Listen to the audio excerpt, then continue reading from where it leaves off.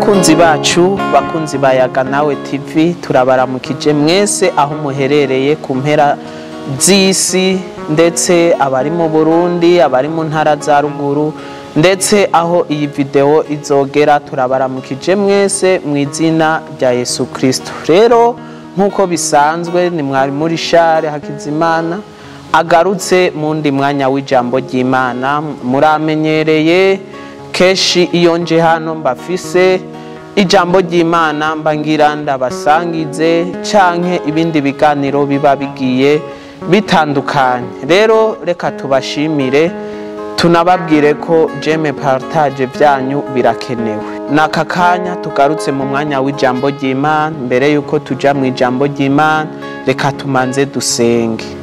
Mwami Yesu Kristo, mwami w'icubahiro, turagushimiye kubw'ijambo ryawe uturungikanye uno munsi kugira ngo dusangire n'ubwoko bwawe buriko buradukurikirana kuri Yaga Nawe TV. Rero mwami Yesu Kristo, iri jambo aho rizogera rizobe ijambo ryo guhindura, rizobe ijambo ritukura hamwe rikatugeza n'ahandi, rituma duhezagirwa. Rero turagushimiye ku bakunzi bacu bariko baradukurikirana. Mwami Yesu Kristo, cubaha umugisha mu izina rya Yesu, amen.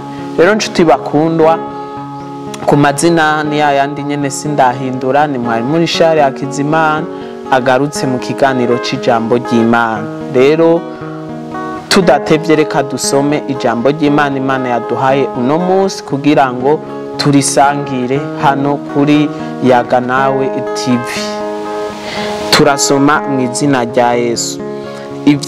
Ivyahishuriwe Yohana ibice 3 umurongo w'indwi n'uw'umunani. Ku murongo w'indwi haravuze ngo, wandikire umumarayika w'ishengero ry'i Filadelfiya uti, uwera uw'ukuri, ufise urufunguruzo rwa Dawidi, uwugurura ntihagire uwugara. Haleluya. Kandi uwugara ntihagire uwugurura. Aravuga ibi munani ngo, ndazi ibikorwa byawe, ehe nashize urugi imbere yawe rwuguruye, ntawushobora kugugara. Yuko ufise ubushobozi buke, witondere ijambo ryanje, ntiwihakane izina ryanje. Nshuti bakundwa, iri niryo jambo ngomba ko tuganirako muri kino kiganiro. Ijambo rifise umutwe w'ijambo uvuga ngo, uhoraho niwe afise urufunguruzo rwawe. Haleluya. Nshuti mukundwa, wewe uri kurankurikirana, uhoraho niwe afise urufunguruzo rw'ubuzima bwawe. Ushobora kuba uri kurankurikirana wihebuye, ushobora kuba uri kurankurikirana ufise ingorane kanaka, ariko umenye ko uhoraho niwe afise urufunguruzo. Haleluya. Ijambo ry'Imana ritubwiye ngo, uwugurura ntihagire uwugara, n'uwugara ntihagire uwugurura. Mu yandi majambo, uwemerewe kugurura ku buzima bwawe ni Imana yonyene. Haleluya. Uwemerewe kugurura ku buzima bwawe ni Imana yonyene. Haleluya.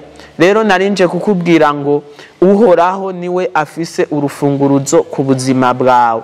Ntaco bitwaye ingorane urimwo, ntaco bitwaye ibibazo urimwo, ariko umenye ko uhoraho arafise urufunguruzo rw'ubuzima bwawe. Haleluya. Rero Imana ishishikare kugukomeza, Imana ishishikare kugufata ukuboko, Imana ishishikare kukugeza kure. Ndumva norema ivyizigiro umuntu abona ko atanzira. Haleluya. Umuntu abona ko ivyizigiro vyaheze. Haleluya. Aha ku murongo w'umunani hatubwiye ngo, ndazi ibikorwa vyawe, ehe nshize urugi imbere yawe rwuguruye. Nshuti mukundwa, uri kuradukurikirana, uhoraho ashize urugi rwuguruye imbere yawe. Haleluya.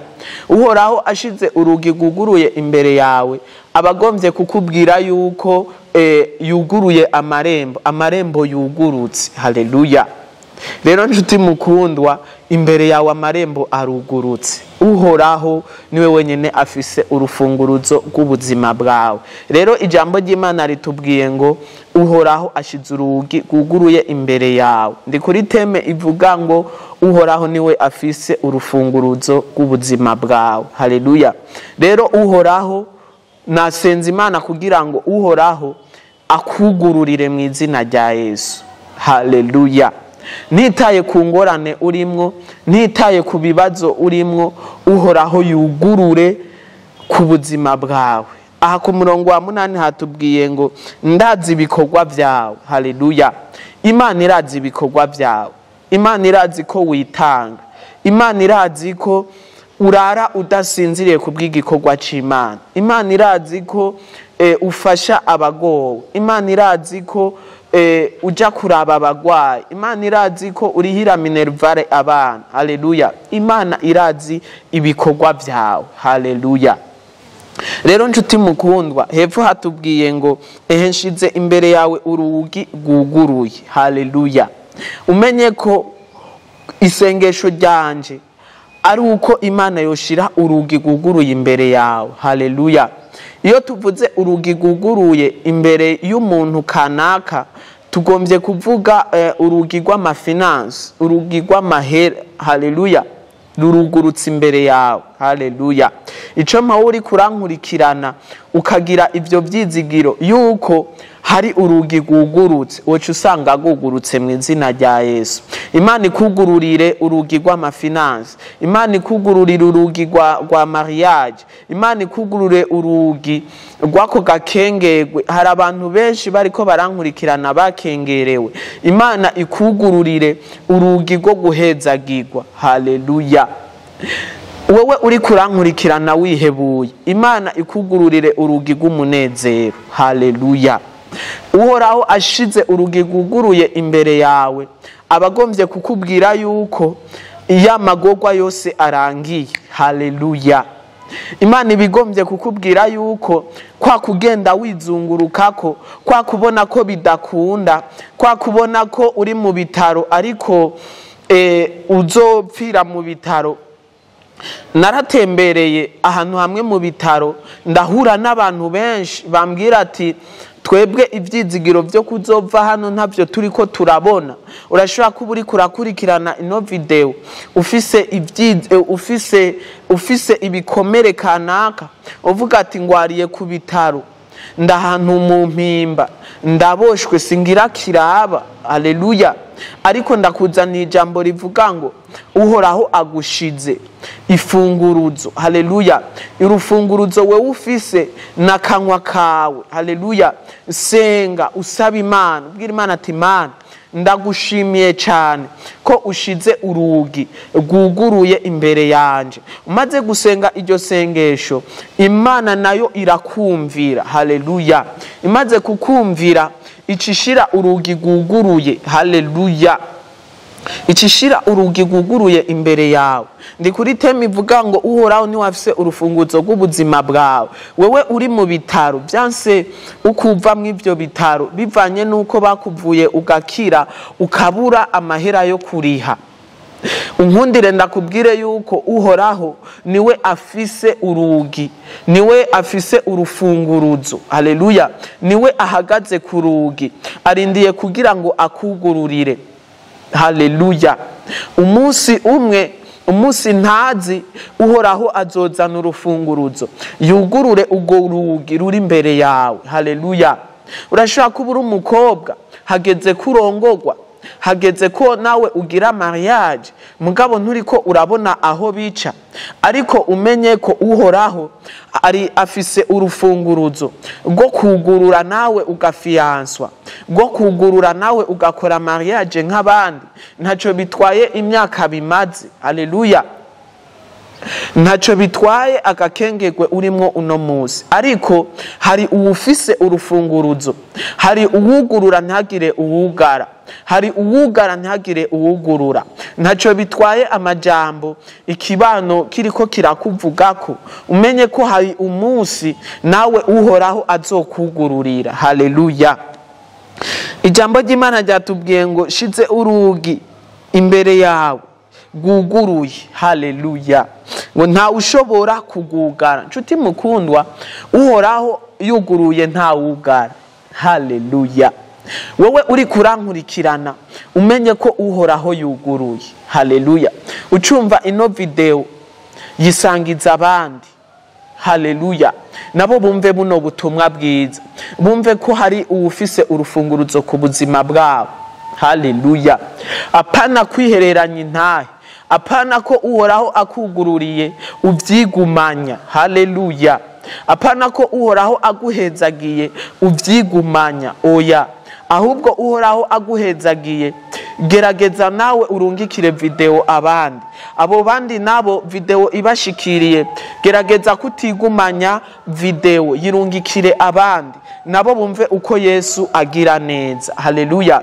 Rero umenye ko uhoraho niwe afise urufunguruzo ku buzima bwawe. Urashobora kuba uri mu ngorane kanaka, sindavyanse, mugabo umenye ko hari inzira nyinshi, inzira z'Imana zirenze igihumbi. Haleluya.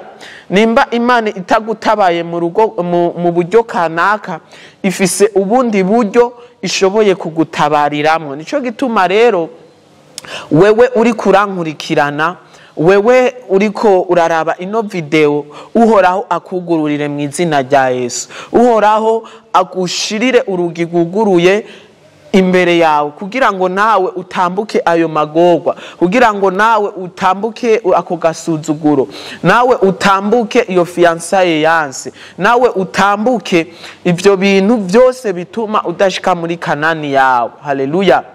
Ni kuvuga ngo uhoraho iyo ari we afise urufunguruzo, ibintu byose bigenda neza. Haleluya. Rero ico no guhamagarira ni kugira ngo ube inshuti n'Imana. Haleluya. Ube inshuti n'Imana. Ni kuvuga ngo utari inshuti n'Imana biragoye ko Imana iguhezagira, kuko nta uhezagira umuntu badafitaniye ubusabane. Ntarabandanya, wonyemerera wewe uri kurakurikirana ino video uri mu byaha kanaka, ukamfasha umfashe dukore kino kintu, twatura umwami Yesu Kristo. Haleluya. Twatura umwami Yesu Kristo, tubwire umwami Yesu ati, mwami Yesu dutabare kugira ngo natwe tube mubo uwo kugururira. Haleluya. Ni kuvuga ngo Imana ikorera igitangaza umuntu abishatse. Mbere yuko mbandanya, nkundire ndagufashe, urashobora gusubiramwo ano majambo. Wewe uri kuraraba ino video uri mu byaha kanaka, urashobora gusubiramwo ano majambo. Vuga ati, mwami Yesu ndagushimiye ko nanje mubo wakunze ndimwo. Ndagushimiye ko kuva uhereye kera hose nanje warunzi mu izina. Ndahevye buri byaha byose nahora nkora, ndahevye buri kintu cyose kitaguhimbara nahora nkora. Rero ndakwihaye kugira ngo umpezagire, ndakwihaye kugira ngo ngeze kure, ndakwihaye kugira ngo umpindurire ubuzima, ndakwihaye kugira ngo ucushira urugi guguruye imbere yanje mu izina rya Yesu. Amen. Umaze kwatura ayo majambo, ucuba umukunzi w'Imana. Haleluya. Ucuba muri aba bantu uhoraho ashobora kugururira. Haleluya. Ico mawe uri kuraraba ino video ntuyisangize, ahubwo uyikwize n'ahandi hose, ahubwo uyihe benshi bashoboka, kugira ngo bino bintu nabo bibafashe, ino jambo ry'Imana nabo ribafashe. Haleluya. Uhoraho niwe wenyene afise urufunguruzo ku buzima bwawe. Uhoraho wenyene niwe azotuma bikunda. Haleluya. Bijya byose bitunanira, bijya byose tubona umengo ntivyokunda, uhoraho wewe arabishoboye. Nkundire ndagutera intege. Haleluya. Ndagutera intege, ndakubwire yuko ivyo uri kurakora byose n'uhoraho azotuma bikunda. Niwe afise urufunguruzo. Rero naye nakubwiye ngo umuntu afise urufunguruzo niwe wenyene afise uburenganzira bwo kugira ngo dutere imbere, bwo kugira ngo bimwe byose byatunanira bikunde. Haleluya. Uhoraho niwe afise urufunguruzo ku buzima bwawe. Ntaco bitwaye nimba uri mu mpimba wararenganijwe, canke nimba uri mu bitaro urwaye iminsi myinshi, imiryango yaraguhevye. Muri Bibiliya turabona uwaragwariye ku kidengeri i Betesida yaragwaye, imiryango iramuheba. Nawe ntaco bitwaye kuba imiryango yaraguhevye ikagushira inyuma, ariko igituma tuza hano ni kugira ngo tureme ivyizigiro. Haleluya. Ndazi iyi video izobonwa n'abantu benshi, ni ca kindi nyene ndiko ndabasaba, ntimwigumanye video nk'iyi, kuko video nk'iyi hari abantu benshi bayikeneye, hari abantu benshi bari mu gakengego, hari abantu benshi bari mu vyaha, hari abantu benshi usanga biba bigoye cyane kugira ngo babwirwe ubutumwa, ariko video igera kure, video ishoboye kugera mu bihugu byose. Rero gerageza ukwize ino video y'ubutumwa bwiza kugira ngo abantu bamenye ko Uhoraho ari we afise urufunguruzo. Haleluya. Wewe uri kurankurikirana uri mu bitaro kanaka, Uhoraho niwe afise urufunguruzo. Haleluya. Uhoraho niwe afise urufunguruzo. Nshuti mukundwa, Uhoraho yavuze ngo iyo ashize urugi rwuguruye imbere yawe. Rero nshuti mukundwa, Uhoraho ashize urugi rwuguruye imbere yawe, nta kindi abashaka, abagomba ko winjira. Haleluya. Winjira mu munezero wawe, winjire muri fiançaye yawe, winjire mu gukira kwawe, winjire mu gusohoka ibitaro. Haleluya. Winjire mu kuva mwako gasho. Haleluya. Ndasenga ngo ibohero ryose warimo, haba ibohero ry'ivyiyumviro, haba ibohero ry'agakengegwe, haba ibohero ry'umubiri, kuko umubiri barashobora kuwufunga canke umuntu barashobora kumufunga mu buryo bufatika akarenganwa. Ariko ucumva ino video, ndatura nk'umukozi w'Imana, nk'umuntu Imana yasize amavuta, ngo ucumva ino video, Imana igire ici gukoreye mu izina rya Yesu. Imana igire aho igukuye naho ikugejeje mu izina rya Yesu. Ndazi ko ino video ntizogusiga uko nyene, oya, ntizogusiga uko igusanze. Ndazi ko tuza hano twasenze tukabwira Imana ati Imana, turagomba ko abo iyi video izoshikira nabo bazoyishikirize abandi, kugira ngo umfashe kuvuga ubutumwa. Jemba nigoye nkaza hano, mba ngomba ngo dufashanye nawe. Haleluya. Rero Uhoraho ashize urugi rwuguruye imbere yawe. Umuntu iyo ashize urugi rwuguruye imbere yawe, abagomba ko winjira. Haleluya. Rero ijambo ry'Imana ryatubwiye ngo yuko ufise ubushobozi buke witondere ijambo ryanje, ntiwihakane izina ryanje. Nshuti mukundwa, unkundire ndakubwire ngo mu bihe byose uzocamwo uze wirinde kwihakana Uhoraho. Nshuti mukundwa, nta nzira nimwe dusigaranye atari nzira yo kwizera Uhoraho. Nta nzira nimwe dusigaranye atari yo kuyoboka Imana. Haleluya. Nari nabivuze ndavuga ngo mu gihe uzoba utariko uremera Imana, mu gihe uzoba utariko urakunda Imana, mu gihe uzoba utariko urayoboka Imana nkuko ibishaka, Imana izokureka. Haleluya. Ijambo ry'Imana rivuga mu Migani 8:17, havuga ngo nkunda bankunda, kandi abandondera ubudahumeka abo bazombona. Haleluya. Rero nshuti mukundwa, wewe uri kurankurikirana, umenye yuko Uhoraho azogukunda nawe wamukunze. Haleluya. Uhoraho nawe ashirako inguvu. Oya, nubwo mu bitabo hariho abatubereye akarorero, Imana ikabarondera ikabashirako. Mwibuke Pawulo, Imana yaramushize ko pression kandi iramufata. Rero nawe ntuzorindire ko Imana igushirako pression, kuko abantu b'Imana pression y'Imana irababaza. Haleluya. Pression y'Imana irababaza.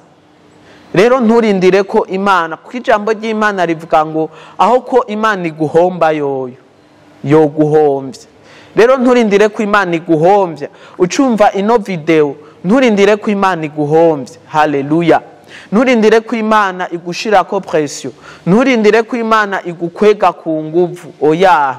Ahubwo ucumva ino video, emerera Imana, ubwira Imana ati Imana ndizeye nanje ndagomba kuba muri umwe yobakurikira, yogukurikira. Haleluya.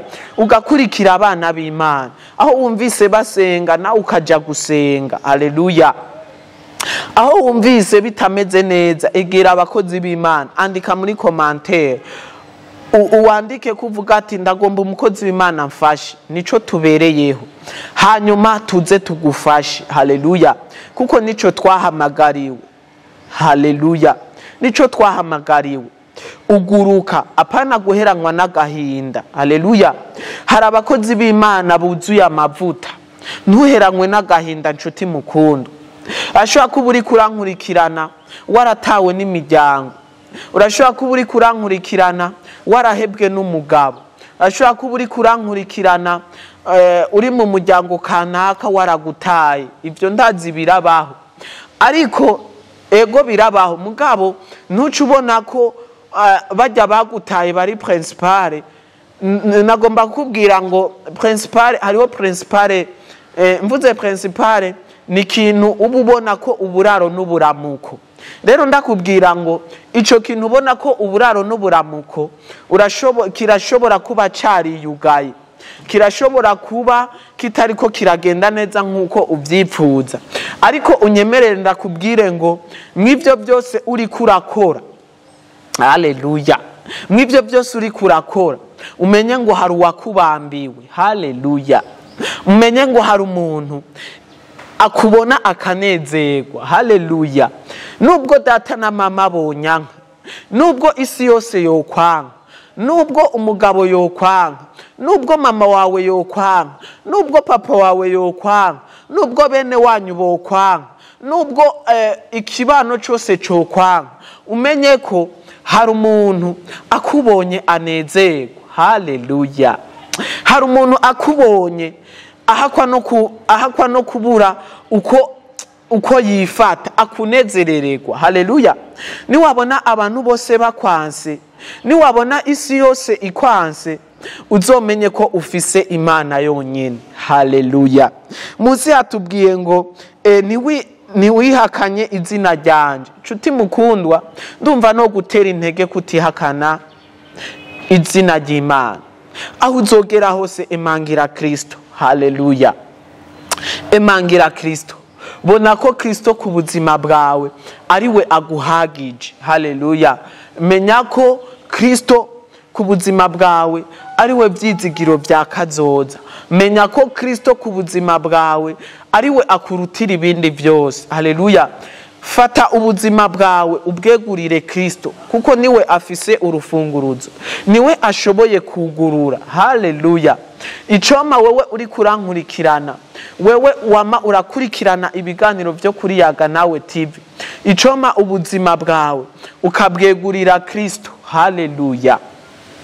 Ukabwegurira Kristo, ukabwira ati Kristo Yesu, ndagomba ko ubuzima bwanje ari wewe ubuyobora. Ugahebera Kristo vora y'ubuzima bwawe. Haleluya. Ugahebera Kristo vora y'ubuzima bwawe, kandi Kristo nta musi numwe atazokuyobora neza. Rero ndumva twosengera muri rino jambo rivuga ngo uhoraho ni wafise urufunguruzo rw'ubuzima bwawe. Reka dusenge.